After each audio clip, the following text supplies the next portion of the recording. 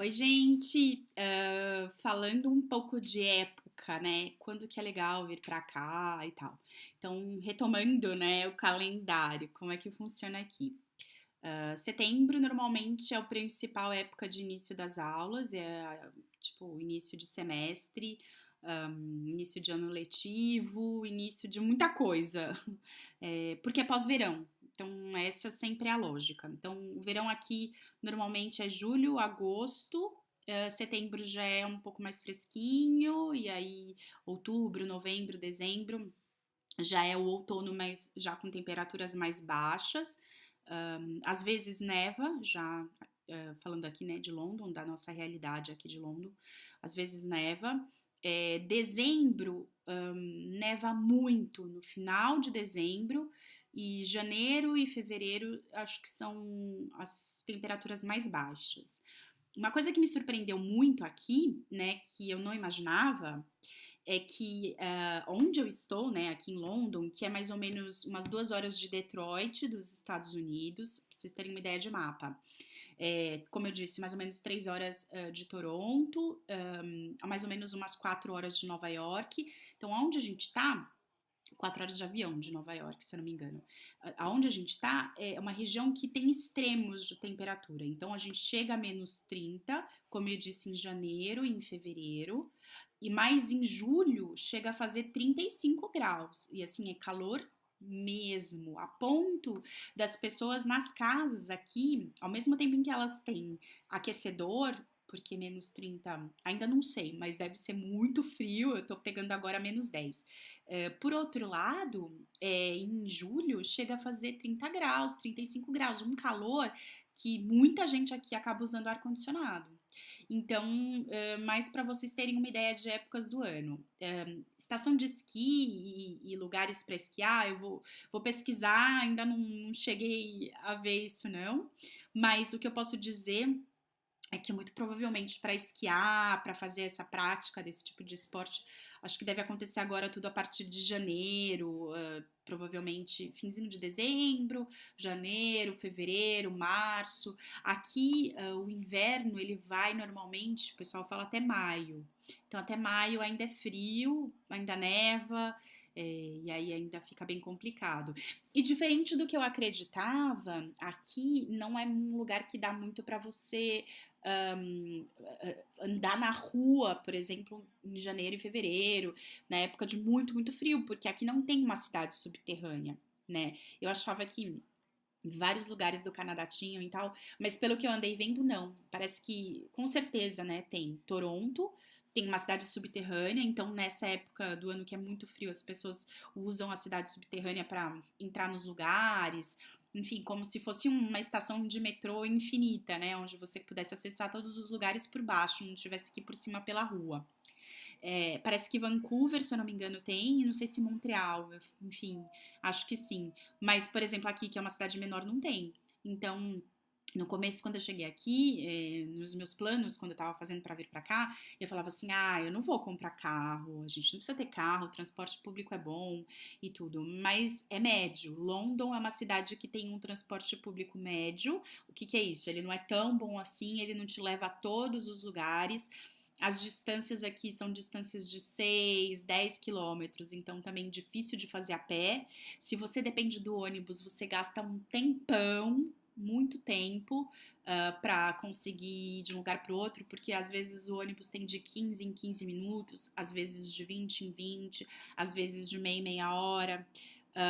A passagem aqui custa 2 dólares e 75 cents, mas você pode comprar um card que você paga 80 dólares por mês.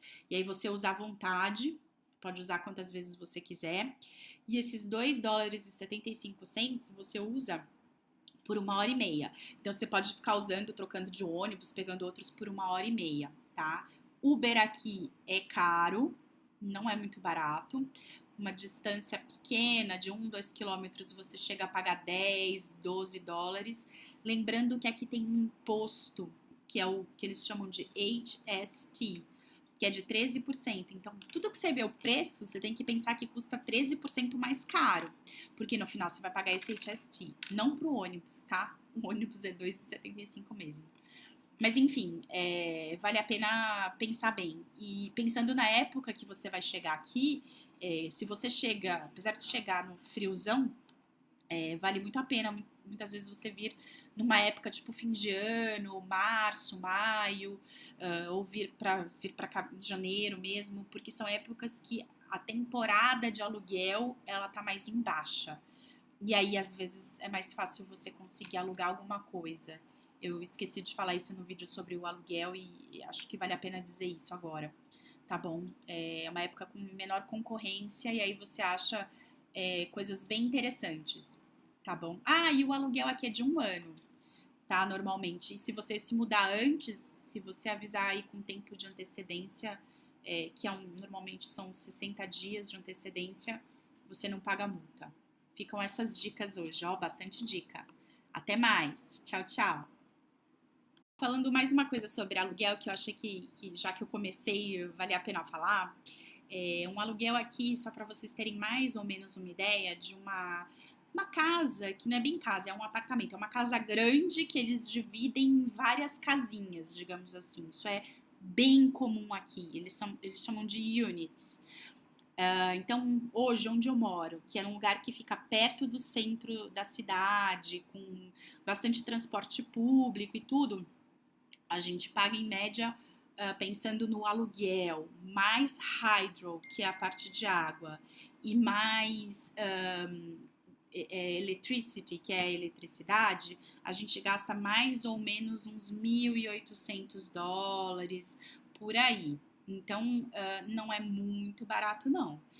O que a gente paga além disso pelo aluguel? A gente paga ainda a parte do gás, né? Que sai no invernão uns US$ 80 por mês, porque no invernão a gente usa água mais quente, com mais frequência, tá? Aqui todas as torneiras, tudo é aquecido, né? Então, você pode contar aí com uns 1.800, incluindo esses 80, porque não é exatamente 1.800 o aluguel total, tá? Então, 2 dormitórios, uma sala boa, uma cozinha boa, um banheiro. Isso é muito comum aqui, as casas terem menos banheiro, as mais novas têm mais, mas as mais antigas não tem tanto, e uma garagem. Aqui não tem condomínio, aqui não tem IPVA, desculpa, IPVA mais ou menos tem, depois eu falo sobre carro, mas não tem IPTU, enfim, é um pouquinho diferente, tá? Uma coisa só que eles também exigem aqui, quando você aluga, é que você faça um seguro da casa, e aí ele custa mais ou menos uns US$ 40 por mês, no caso da minha casa. Então, só para vocês terem uma ideia de números, né? Então, 2 dormitórios, cozinha, banheiro. Aqui é tudo relativamente grande, não é tão pequeno como no Brasil. Numa cidade como London, que é uma cidade mais barata que Toronto, você gasta aí esses 1.800 se você está numa região muito bem localizada. Se você vai para uma região mais afastada, você consegue até por 1.100, tá? Mas aí eu não estou incluindo hydro, nem electricity, nem gas. Normalmente esses outros 3 coisas você paga à parte. Então, no total, você deve gastar uns US$ 1.500, US$ 1.400. Se você paga um aluguel de 1.100, mais esses outros itens, sai aí uns US$ 1.400 mais ou menos.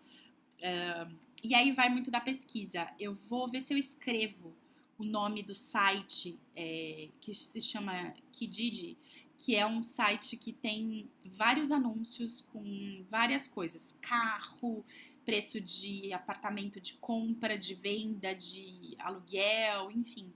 É um site que eles usam bastante aqui com classificados, para pesquisar preço das coisas e para comprar. Muita gente compra coisa lá, muita gente aluga coisa por lá, enfim.